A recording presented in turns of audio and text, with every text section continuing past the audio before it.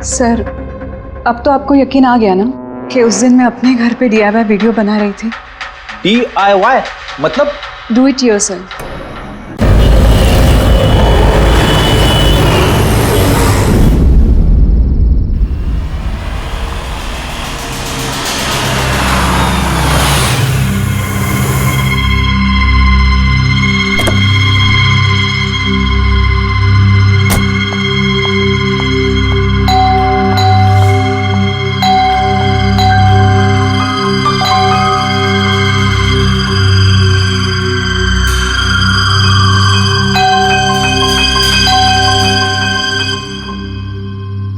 हम लोगों को पार्टी में बुलाकर कहीं सो तो नहीं गया हुआ है?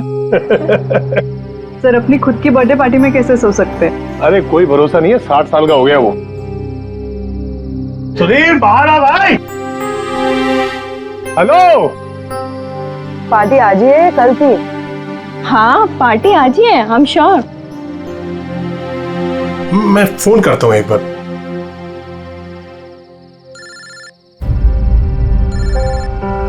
घंटी तो अंदर ही बज रही है, इसका मतलब अंदर ही है। तो फिर अंदर से कोई दरवाजे क्यों नहीं खोल रहे हैं?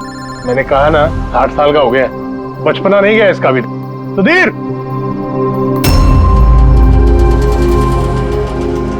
उधर खिड़की की तरफ जाकर देखेंगे। हाँ हाँ सर, चलते हैं।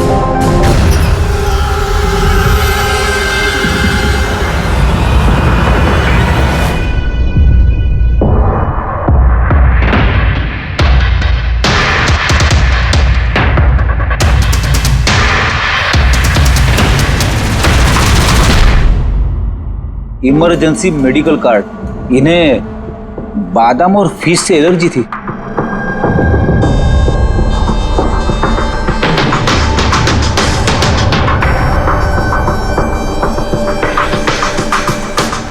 सर, केक भी पूरा खाया नहीं है, ये देखिए। लगता है केक कटने के तुरंत बाद ही इन लोगों की मौत हो गई।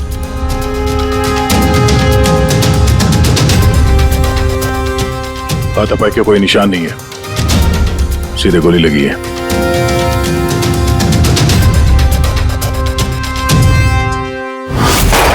यहीं से गोली मारी होगी।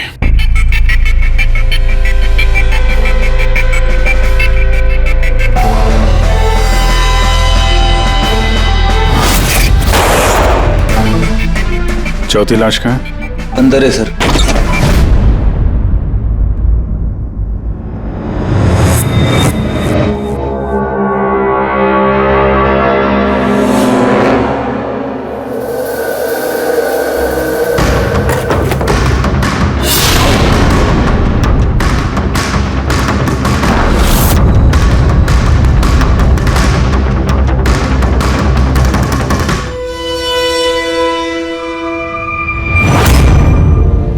Gun case?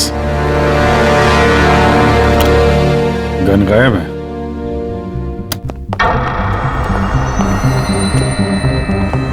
वैसे सर, इस हादसे को कितना टाइम हुआ होगा?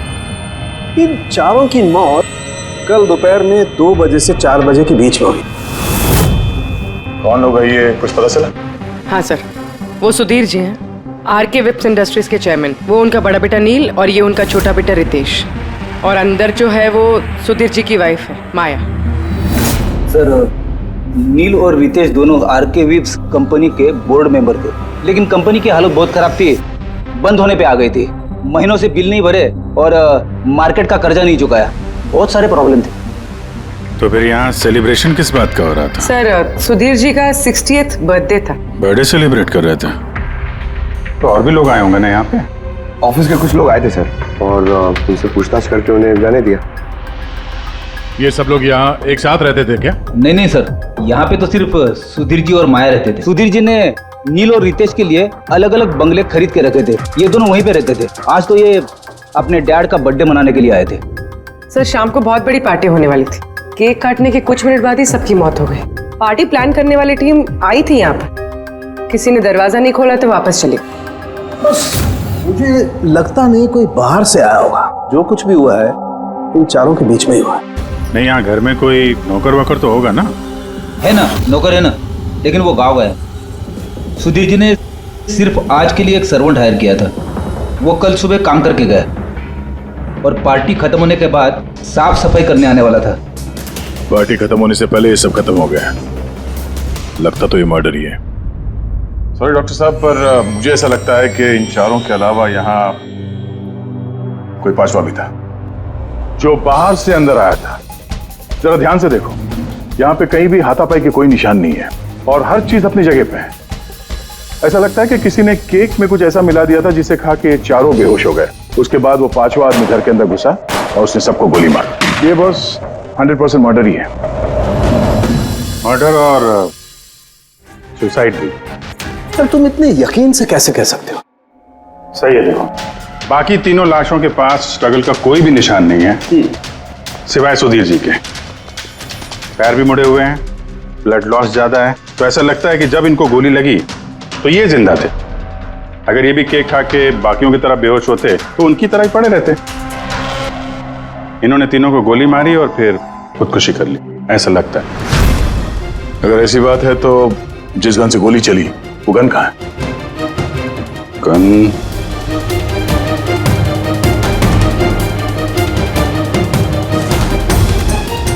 यहाँ गोली लगी है कनपट्टी पे।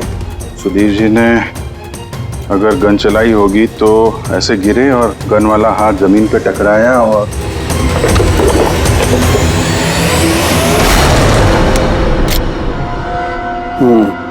ये रही गन। सर, ये देखिए, रितेश का मोबाइल मिला है। सर, उसने केक काटने के बाद ही अपने सोशल प्रोफाइल पे सेल्फी अपलोड की। मैं कह रहा था ना, पांचवा कोई हो ही नहीं सकता है। सर पता नहीं क्यों मुझे अभी भी शक है। अब शक करना तो अपना काम ही है सर। एक काम करते हैं, जितने भी एविडेंस हैं, जितनी भी चीजें हैं, ब्यूरो लेके चलते हैं, देखते हैं एसीपी सर क्या कहते हैं। गड़बड़ लगती है सब। बस मुझे उन लोगों के पेट में केक के टुकड़े मिले, वो केक जो उन लोगों ने खाया था, और उस केक में सेडेटिव मिला हुआ था, नशीली दवाई। सेडेटिव इन्होंने खाया और बेहोश हो गए। चारों? नहीं, 3, नील, रितेश और माया। मुझे इन तीनों के ही पेट में सिर्फ केक के टुकड़े मिले। मतलब सुधीर जी ने वो केक खाया ही नहीं था? नहीं, सुधीर सिर्फ अकेला था जो गोली लगते वक्त होश में था। क्या सुधीर जी ने अपने बर्थडे पे केक नहीं खाया? नहीं खाया, क्योंकि उस केक में बादाम मिला हुआ था। लेकिन सर, उनके घर वालों को तो पता ही होगा कि उन्हें बादाम से एलर्जी थी। एग्जैक्टली। तो वो ऐसा केक लाई क्यों? अजीब है, बर्थडे सुधीर जी का और केक उन तीनों ने खाया। केक तीनों ने खाया, लेकिन वहां पर जो गन मिली है उसमें से 4 गोलियां चली हैं जो इन चारों को लगी। कमाल की बात यह है कि उस पर सुधीर की उंगलियों के निशान, और वो गन भी सुधीर जी के नाम पे ही रजिस्टर्ड है। तो सुधीर जी ने पहले उन तीनों को गोली मारी, फिर खुदकुशी कर ली। पर क्यों? बर्बादी से बचने के लिए। धंधा डूब रहा था, कर्जे बढ़ रहे थे, इसलिए अपने साथ पूरे फैमिली को भी मार डाला। और क्या वजह हो सकती है? हाँ सर, ऐसा ही लग रहा है।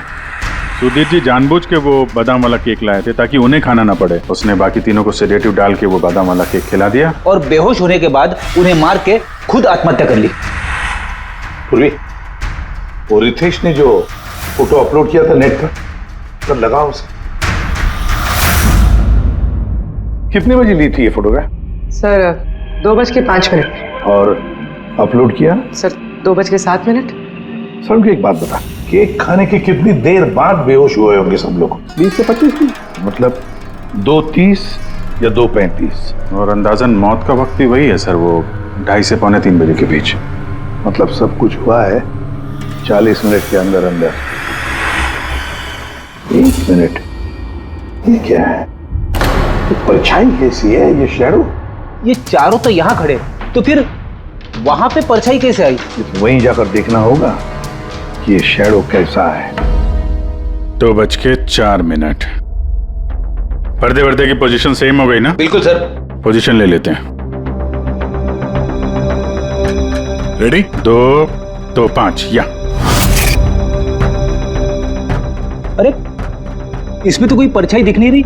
तो उसमें परछाई कहां से आ गई?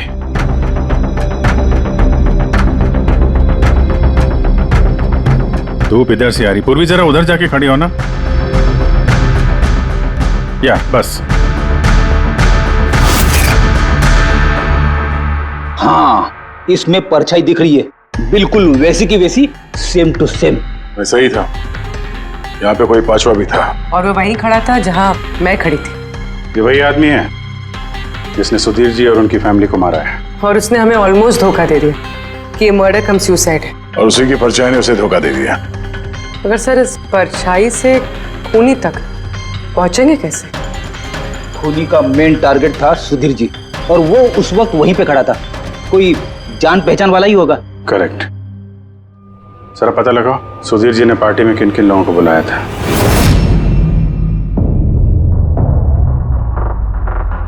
सब मैं परी।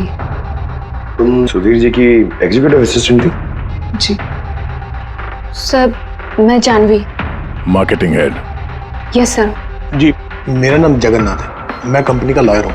और सुधीर जी के पर्सनल लॉयर भी। जी हाँ, लेकिन आप लोग हमसे क्या जानना चाहते हैं? सुधीर जी की कंपनी में करीब 300 लोग काम करते हैं, लेकिन उन्होंने अपनी पार्टी में सिर्फ आप तीनों को बुलाया। ऐसा क्या खास रिश्ता था आप लोगों का सुधीर जी के साथ? सर, मैंने पहले भी कहा है कि मैं उनकी एग्जीक्यूटिव असिस्टेंट थी। तो एक एग्जीक्यूटिव असिस्टेंट के साथ इतने पर्सनल रिलेशन? सर, मैं सिर्फ उनका काम ही नहीं बल्कि उनकी पूरी लाइफ मैनेज करते थे। आई मीन पर्सनल और प्रोफेशनल दोनों। और उस दिन में मैं पार्टी मैनेज करने गई थी, सेलिब्रेट करने नहीं। और आप वकील साहब? सर, सुधीर और मैं बचपन के दोस्त हैं। उसका बर्थडे और मैं ना जाऊं, ये कैसे हो सकता है? और आपको क्यों इनवाइट किया था सुधीर जी ने पार्टी में? सर मुझे सुधीर सर ने नहीं, नील ने इनवाइट किया था। मैं और नील बहुत अच्छे फ्रेंड्स थे।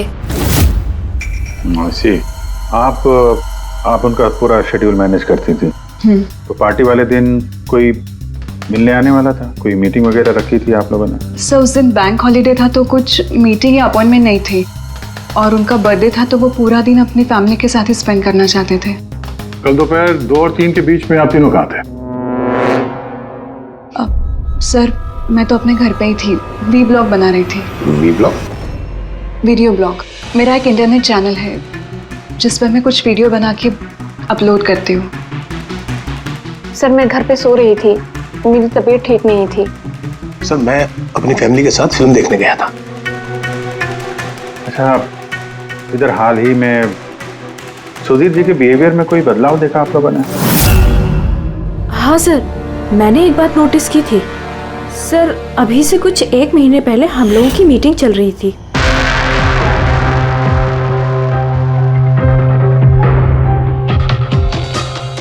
सर, क्या बात है, अंदर आ जाओ। ठीक है, तुम जाओ।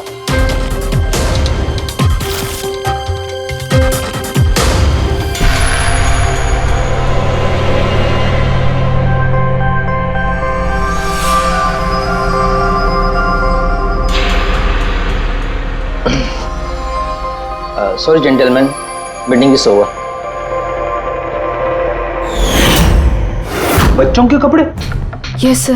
अच्छा, और कुछ नोटिस किया आप लोगों ने? कोई अजीब बात? हाँ सर, कुछ 2 हफ्ता पहले मुझे सुधीर ने बोला था कि वो अपनी वसीयत चेंज करना चाहता है। वसीयत बदलना चाहते थे? क्यों? पता नहीं सर, उनकी वसीयत में 3 लोगों के नाम थे। एक उनकी बीवी का, माया का, और 2 उनके बेटे। लेकिन वो एक चौथा नाम उसमें जुड़वाना चाहता था, ऐड करवाना चाहता था। क्या नाम क्या था उस चौथे का? सर, नाम तो उसने नहीं बताया। आपने वसीयत बदली थी? जी, मैंने सब पेपर्स तैयार कर दिए थे, बस नाम भर के और सुधीर को साइन करने थे। फिर पता नहीं क्या हुआ, अचानक अपने बर्थडे से कुछ दिन पहले उसने मुझे कहा कि वसीयत नहीं बदलनी, वो पुरानी वाली वसीयत ही रखनी है। ठीक है, अब ये चौथा आदमी कहां से आ गया जिसका नाम सुधीर जी अपनी विल में इंक्लूड करना चाहते थे? सुधीर जी की मौत का इस चौथे से कोई कनेक्शन हो सकता है? मुझे तो यही बात समझ में नहीं आ रही है, ये बच्चों के कपड़े कोई क्यों भेजेगा किसी को? बच्चों के कपड़े अगर भेजा गया था तो फिर वो एनवेलप कहाँ है? सुधीर जी के घर को तो हमने अच्छी तरह से चेक किया था, वहां पे तो ऐसा कुछ भी नहीं मिला हमें। घर में नहीं तो ऑफिस में।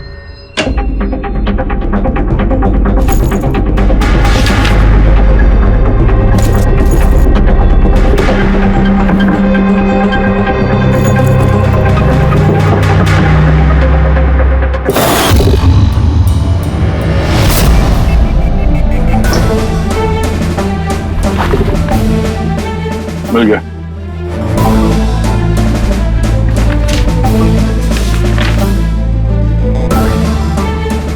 अरे इस पे तो कोई पोस्टल स्टैंप और भेजने वाले का नाम भी नहीं है, फिर ये पार्सल यहाँ तक पहुंचा कैसे? लगता है किसी ने एनवेलप सीधे कंपनी के पोस्ट बॉक्स में डाल दिया।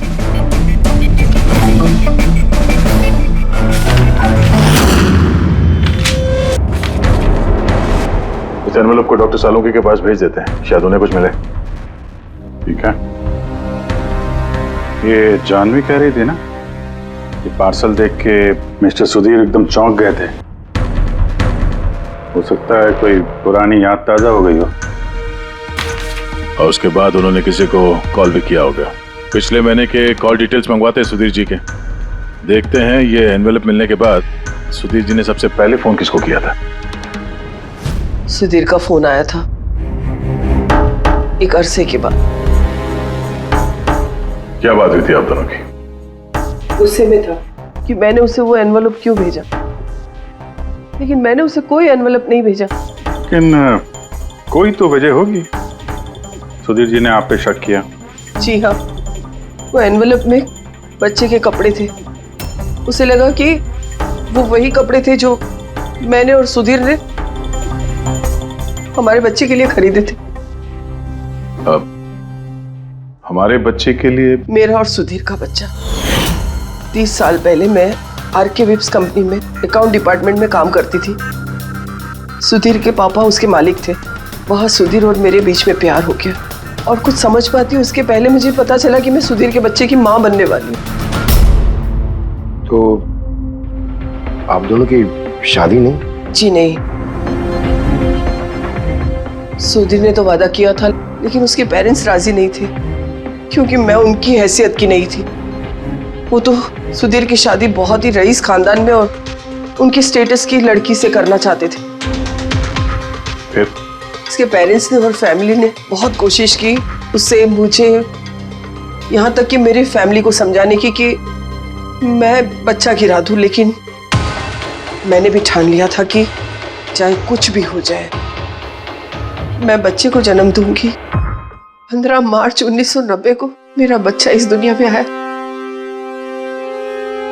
लेकिन आते ही वो मर गया। जिस बच्चे को गोद में खिलाना था, छोटे छोटे कपड़े पहनाने थे, उसे कुछ नहीं कर पाई मैं। मुझे लगा था कि ऐसे वक्त में तो सुधीर मेरे साथ होगा, मेरा साथ देगा, लेकिन उसने तो इसके पहले ही मुझसे बात करने तक छोड़ दी थी। उसी महीने में उससे माया से शादी भी कर ली। तो इसीलिए आपने आज तक शादी नहीं की और यहाँ अकेली रह रही? जी हाँ। सुधीर जी ने आपके साथ जो कुछ भी किया उससे बहुत तकलीफ हुई होगी आपको। बहुत नफरत करती थी आप उनसे? मुझसे ज्यादा नफरत उससे और कौन कर सकता है। उन्होंने आपको आपका हक नहीं दिया तो आपने जायदाद में अपना हिस्सा मांग लिया। जब जायदाद में भी हिस्सा देने से मना कर दिया तो आप गुस्सा हो गई और मार दिया उसे। मैंने उसे नहीं मारा, और मैं उसे क्यों मारूंगी? मैं तो चाहती थी कि वो जिंदा रहे और जिंदगी भर तड़पे। जिस दिन सुधीर जी की मौत हुई थी, उस दिन 2 से 3 के बीच में आप कहाँ थे? मैं घर पे ही थी। आपके पास कोई विटनेस, कोई गवाह? कोई सबूत नहीं है। हेलो, हाँ सर। ओके सर, हाँ साथ में ही सर, मैं अभी बोलता हूँ। जी यस सर।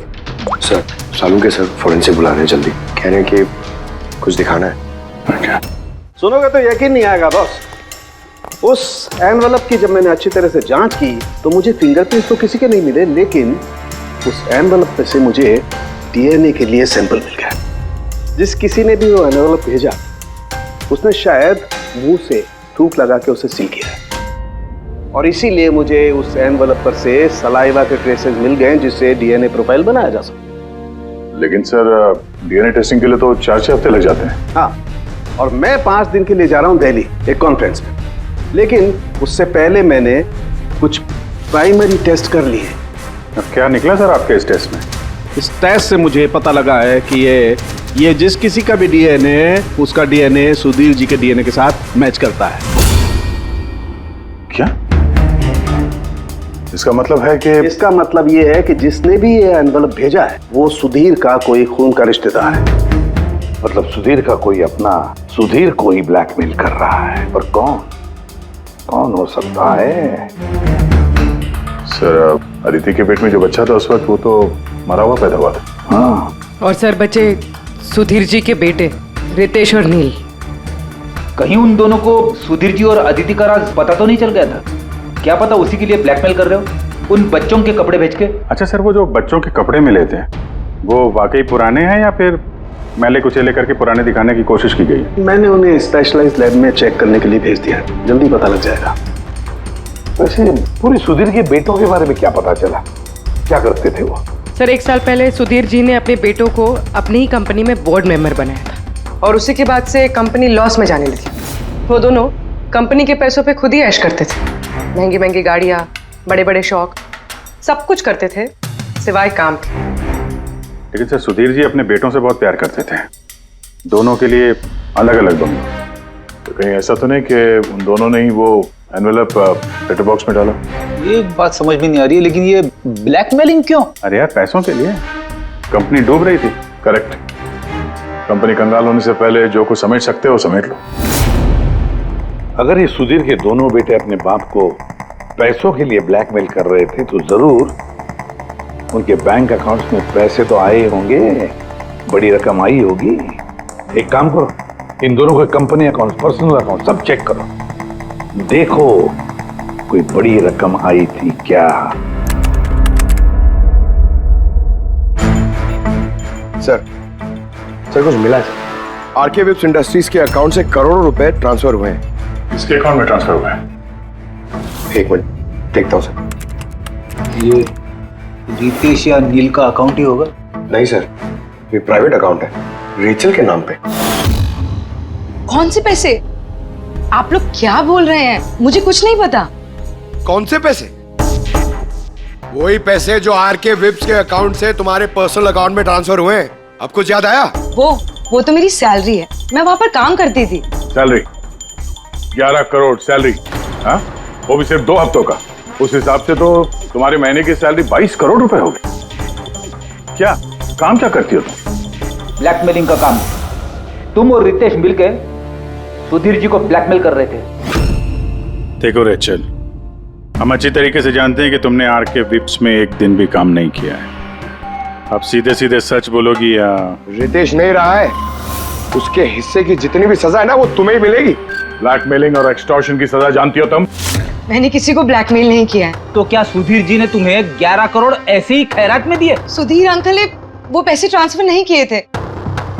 तो फिर किसने किया? मेरे बॉयफ्रेंड रितेश ने। उसने कहा कि कुछ दिनों के लिए वो अपनी कंपनी के पैसे कहीं और रखना चाहता है। कहीं और? क्यों? पता नहीं, और मैंने पूछा भी नहीं। तुमने रितेश से पूछा नहीं, और जब रितेश मर गया तो पुलिस को बताया नहीं? मुझे लगा रितेश तो रहा नहीं, तो पैसे मैं ही रख लेती हूँ, किसी को क्या पता चलेगा। आखिर सुधीर और उसके फैमिली को मारा किसने होगा? परी तो वीडियो बना रही थी, फिर जानवी बीमार थी और जगन्नाथ अपने फैमिली के साथ फिल्म देख रहा था। आदिति के बारे में कुछ समझ में नहीं आ रहा है। और फिर कौन हो सकता है जिसने सुधीर को वो एनवेलप भेजा, वो पैकेज भेजा? कौन है वो जिसका नाम सुधीर वसीयत में डालना चाहता था पर डाला नहीं? कौन?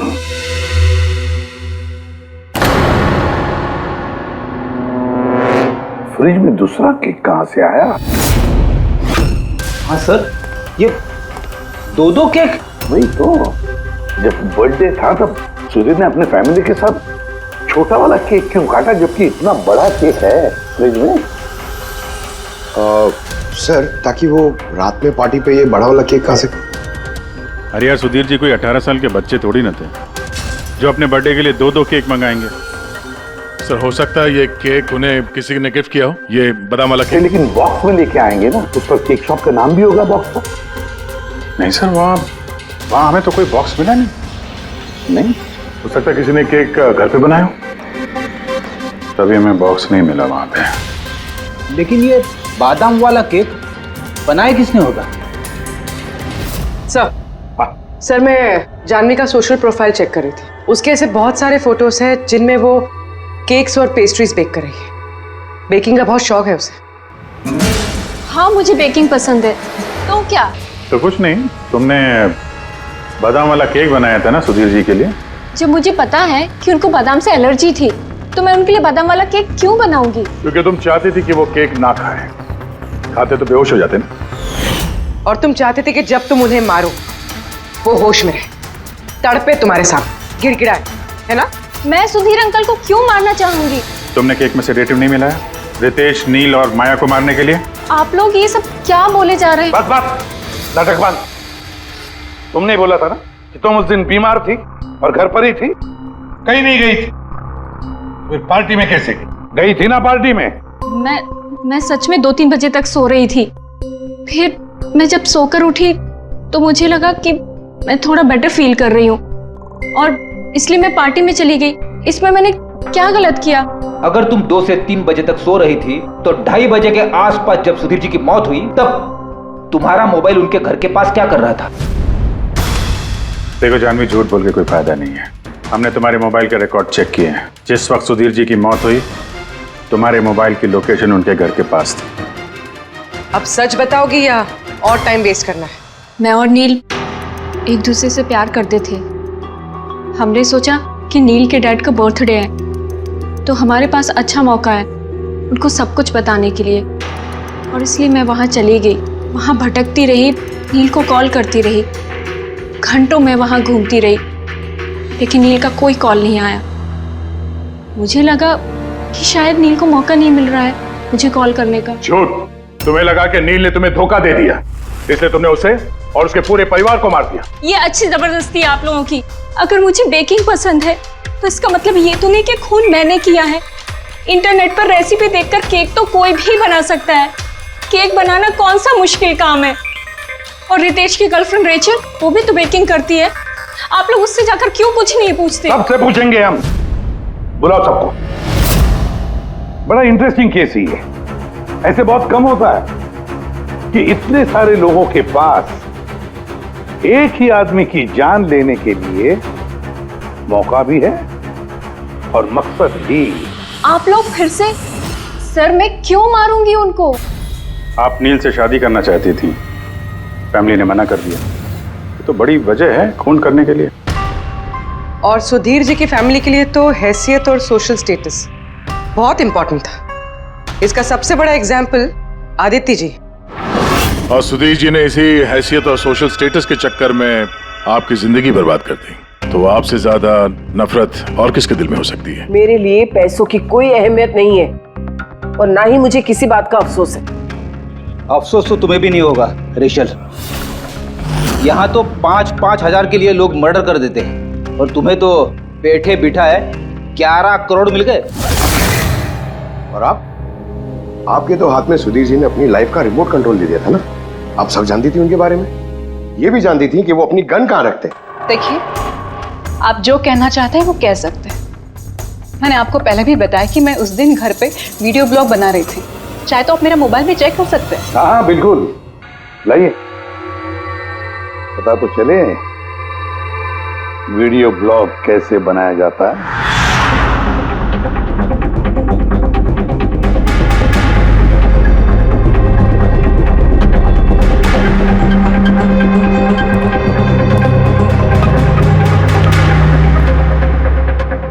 सर, अब तो आपको यकीन आ गया ना कि उस दिन मैं अपने घर पे DIY वीडियो बना रही थी। DIY मतलब? Do it yourself.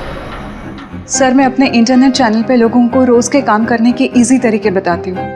Do it yourself. Sir, newspaper देखिए। डेट भी वही है। हाँ है तो वही। यानी वीडियो उसी दिन शूट हुआ है। सर अपुरे, सर मैंने मेमोरी कार्ड पे डेट और टाइम चेक किया। ये वीडियो उसी दिन बना है, 2 और 4 के बीच बना है। अच्छा। और सर परी की मोबाइल लोकेशन क्रॉस चेक की हमने, तो पता चला कि उस दिन वो घर पे ही थी।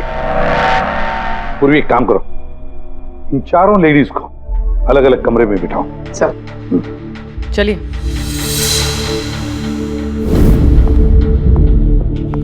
सर आप क्या सोच रहे हैं? सारे सबूत तो उसके सपोर्ट में है। मुझे तो इस केस में अंधेरा छाता हुआ नजर आ रहा है। फिर एक बात तो पक्की है ना कि जब अंधेरा होता है तब परछाई नहीं होती, लेकिन मुझे लगता है ये सारा का सारा केस परछाइयों का ही खेल है।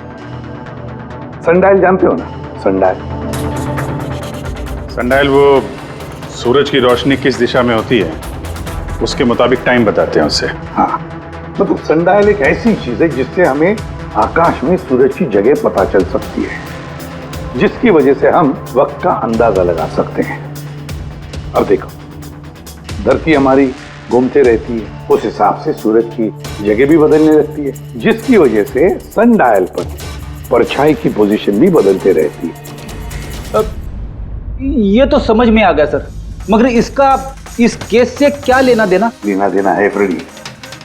परी, ये सारे सबूत हमने परी से इकट्ठा किए ना, लेकिन परी एक ऐसी व्यक्ति है जो सारे एविडेंसेस को मैनिपुलेट कर सकती है, मेमोरी कार्ड में डेट भी बदल सकती है, सारे एविडेंसेस कंट्रोल कर सकती है, मगर सूरज को कंट्रोल नहीं कर सकती है। परी भूलती है कि सूरज कभी भी गलत वक्त नहीं बताएगा। मतलब ये परी ने वीडियो में डेट और टाइम दोनों चेंज कर दिया? बदल दिया होगा भी या नहीं, लेकिन अब हम इन परछाइयों से पूछेंगे कि क्या परी झूठ बोल रही है या सच बोल रही है। करेक्ट, ये सेटिंग बिल्कुल वैसी हो गई जैसे परी की वीडियो में थी, और धूप भी लगभग वैसा ही है जैसे उस दिन था। सिर्फ परी की जगह पूर्वी खड़ी है। सर हम लोग यहाँ पे करने क्या वाले? अगले 6 घंटे तक पूर्वी को यहीं पे इसी जगह खड़ा रहना पड़ेगा जैसे वीडियो में परी खड़ी। हमें ये देखना है कि अगर परी सही बोल रही है तो 2 से 4 बजे के बीच पूर्वी के चेहरे पे ठीक उसी जगह से धूप आएगी जैसे परी के चेहरे पे थी। और अगर सर मेरी परछाई परी की परछाई से मैच नहीं हुई तो देखते हैं। कैमरा ऑन करो।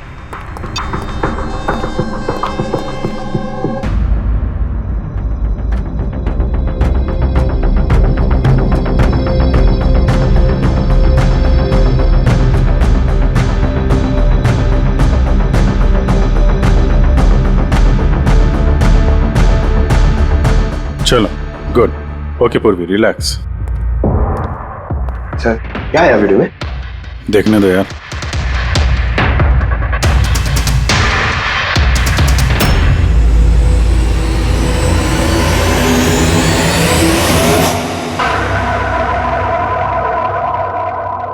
सुबह 11 बजे से 1 बजे के बीच तुमने वो वीडियो रिकॉर्ड किया था, और फिर तुमने बड़ी चालाकी से वीडियो ब्लॉग का डेट और टाइम दोनों चेंज कर दिया। मेमोरी कार्ड में डेट और टाइम बदल दिया, अपने मोबाइल फोन को घर पे छोड़ दिया ताकि हमें लोकेशन वहां का मिले। तुम्हें क्या लगा ये सब करने से हम लोग बेवकूफ बन जाएंगे? हा? ना तुम हमें बेवकूफ बना सकी, ना आसमान में निकले सूरज को।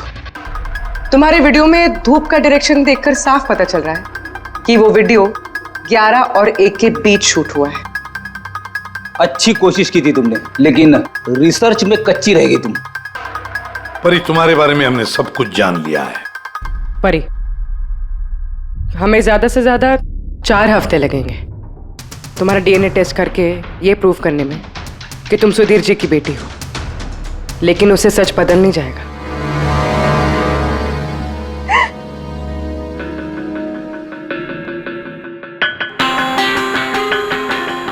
मैं उन्हें मारना नहीं चाहती थी, मैं बिल्कुल उन्हें मारना नहीं चाहती थी। मैं बस इतना चाहती थी कि वो मुझे अपना ले। बचपन से लेकर आज तक मैं अनाथ आश्रम में पली हूं ना, तो बस एक फैमिली चाहिए थी मुझे। तुम्हें सुधीर जी के बारे में पता कैसे चला? वो मेरे बचपन के कपड़ों की वजह से, उन कपड़ों पर हॉस्पिटल का कार्ड था, वो निकालना भूल गए थे। उसी कार्ड पर पापा का नंबर भी था। मैंने पापा को बहुत ढूंढा था, फिर लास्ट ईयर मुझे उनकी कंपनी के बारे में पता चला। लेकिन तुमने उनकी कंपनी क्यों ज्वाइन की? तुम तो चाहती कहीं भी सुधीर जी से मिलकर बता सकती थी कि तुम उनकी बेटी हो। लेकिन मैं पहले उन्हें जानना चाहती थी, मिलना चाहती थी। फिर धीरे धीरे मुझे पता चला कि वो बुरे इंसान नहीं है, वो दिल के अच्छे। तब मुझे ऐसा लगा कि शायद उस वक्त के हालात खराब होंगे, इसलिए उन्होंने मुझे अनाथ आश्रम में भेज दिया था। मगर अब तो सब ठीक हो गया था ना, अब तो वो मुझे अपना सकते थे ना। तो फिर तुमने उनसे मिलते ही वसीयत में हिस्सा क्यों मांगा? क्योंकि मैं जानना चाहती थी कि उनके लिए इम्पोर्टेंट क्या है, पैसे या मैं। तभी सुधीर जी अपनी वसीयत चेंज करना चाहते थे। हाँ, और ये सुन के मैं बहुत खुश हो गई थी। मगर सुधीर ने अपना फैसला बदल दिया, जो तुमसे सहा नहीं गया। सब उनकी वाइफ और उनके बेटों की वजह से हुआ। उनसे ये बर्दाश्त ही नहीं हो रहा था कि पापा मेरा नाम डील में ऐड करने की कोशिश कर रहे। मतलब एक बार फिर से सुधीर जी ने तुम्हें अपनाने से मना कर दिया? हाँ, और इस वक्त भी फैमिली की वजह से। वो बिल्कुल भी नहीं बदले थे, वो वैसे ही थे जैसे पहले थे। सेल्फिश, मतलबी, गैर जिम्मेदार। सीधे सीधे हिस्सा नहीं मिला तो उन्हें ब्लैकमेल करना शुरू कर दिया? नहीं, मैंने जब उन्हें पहला एनवेलप भेजा तब मेरा ऐसा कोई इरादा नहीं था। वरना मैं इतनी बेवकूफ नहीं हूं कि एनवेलप अपने खुद के मुंह से सील कर। मैं तो यही उम्मीद करती थी कि एटलीस्ट वो मुझे अपनी फैमिली में एक्सेप्ट कर ले, मेरी खुद की भी फैमिली हो। और इसीलिए अपने पापा के बर्थडे के दिन नशीली दवाई वाला बादाम का केक लेकर उनके घर पे गई।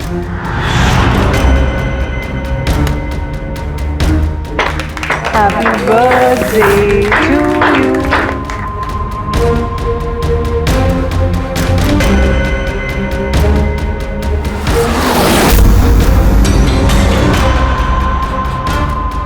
मुझे एलर्जी है।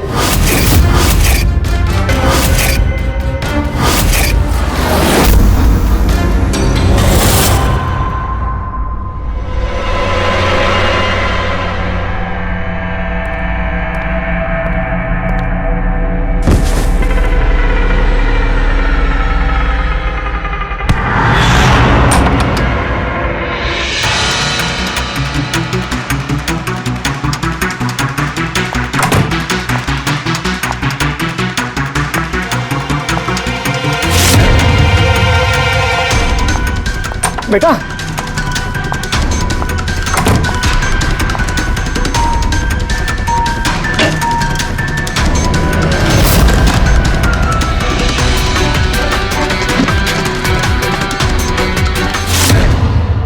तुम सुधीर जी की पूरी फैमिली खत्म करना चाहती थी ना? तुम्हारा मकसद पूरा हो गया। अब तुम्हारे साथ उनकी फैमिली का आखिरी मेंबर भी खत्म हो जाएगा। जेल जाने से पहले हम तुम्हें किसी से मिलवाना चाहते हैं।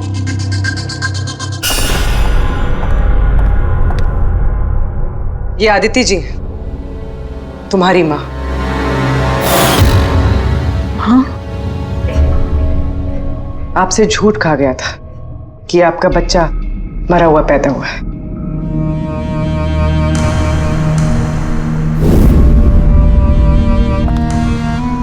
हाँ।